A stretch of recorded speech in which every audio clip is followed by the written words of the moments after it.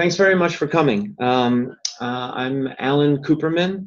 I'm a professor at the LBJ School of Public Affairs at the University of Texas at Austin, where I am also coordinator of the Nuclear Proliferation Prevention Project. And the mission of the NPPP is, quote, to ensure that civilian applications of nuclear technology do not foster the spread of nuclear weapons to states or terrorist groups, unquote.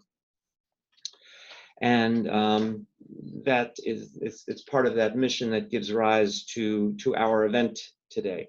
Before starting, I'd like to thank a bunch of people. I'd like to thank the Archer Center, which stepped in to host this event when it turned out we had more people interested in this than we originally thought. Also would like to thank the LBJ Washington Center, which was originally going to host the event and is providing much of the logistical support for us here in DC. I would like to thank the MacArthur Foundation, which has supported our work for many years on HEU minimization, including for space reactors. And I want to thank our speakers today. And I want to thank our attendees, both those who are here in person and also those who are watching us online. So the symposium today is entitled Nuclear Energy and Space, Non-Proliferation Risks and Solutions. And I want to begin my comments by clarifying what our main focus is today.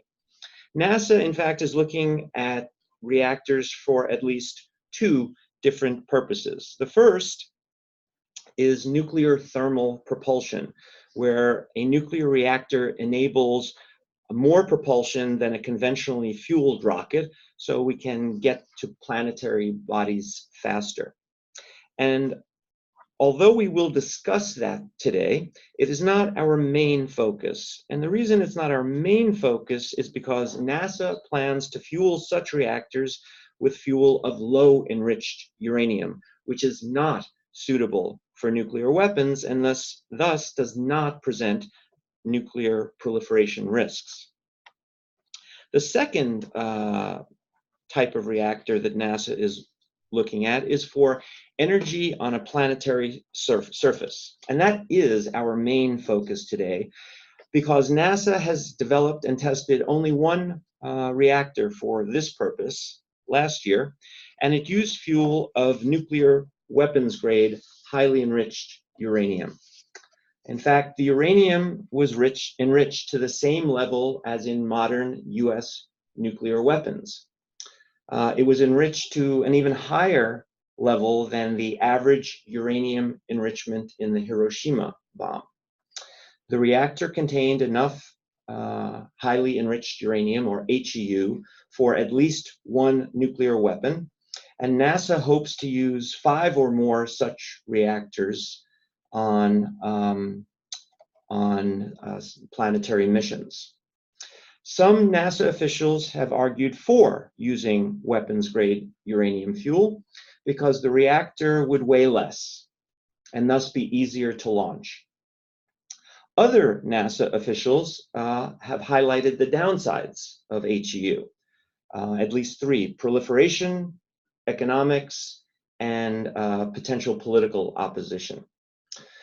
One goal of today's symposium is to debate these opposing views, to provide guidance for the Trump administration, for Congress, and for the American people.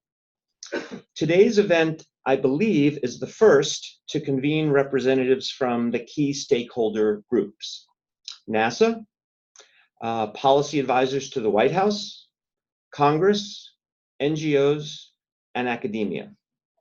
Today's event is also quite timely, in that it comes both early and late in the process.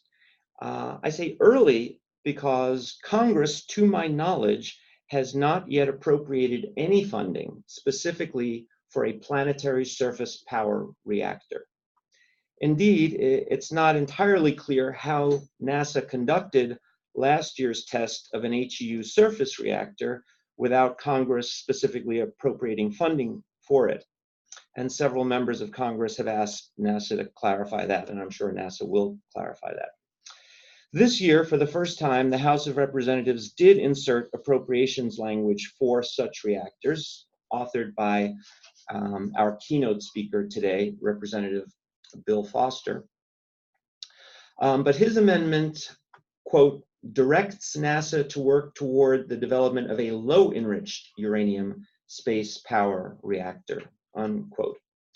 Thus, it seems quite early in the government's decision process for this type of reactor, but in some ways it is also quite late in the process. And that is because President Trump has directed NASA to expedite its missions to the moon and then to Mars. For such a mission to include nuclear energy on a planetary surface, the reactor, including its fuel, will need to be designed and tested several years in advance. So NASA may feel compelled to make that fuel decision in the relatively near future.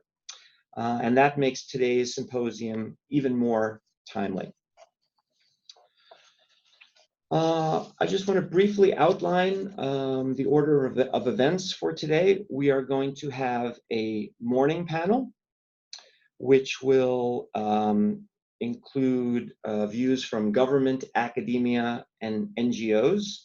I will ask the speakers to keep their initial remarks to 10 to 15 minutes each. They can speak from here, or they can speak from the table.